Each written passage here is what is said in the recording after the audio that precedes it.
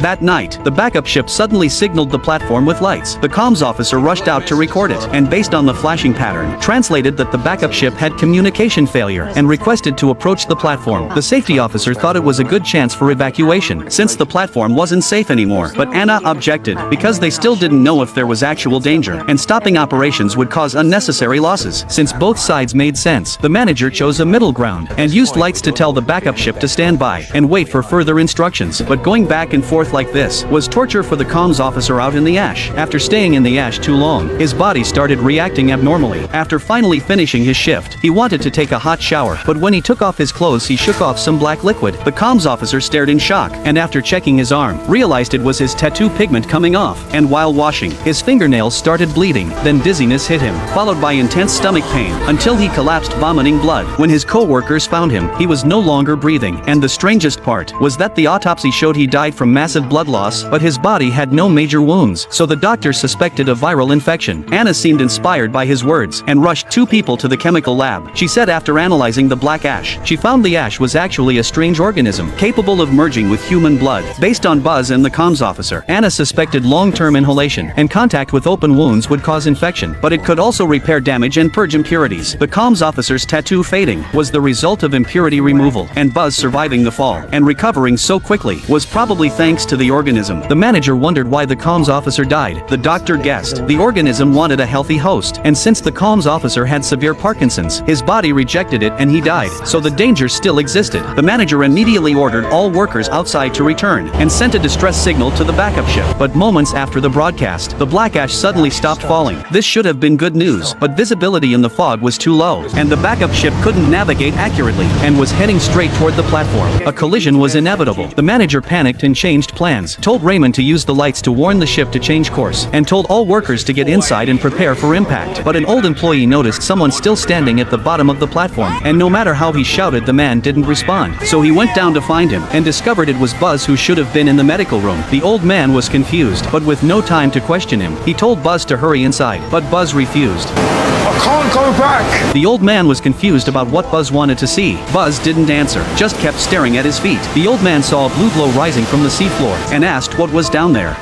It's life. From the water. That's how it starts.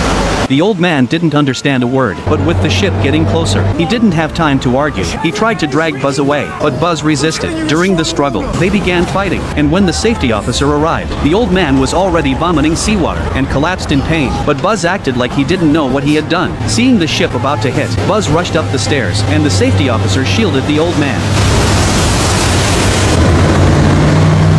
Seeing the ship successfully turn away from the platform, everyone let out a sigh of relief, but the old man still didn't wake up. The manager rushed to save him, but when the doctor checked, he confirmed the old man was dead. The doctor assumed he drowned, but after hearing from the safety officer that he died fighting Buzz, the doctor looked shocked. The manager quickly asked what was wrong. He drowned.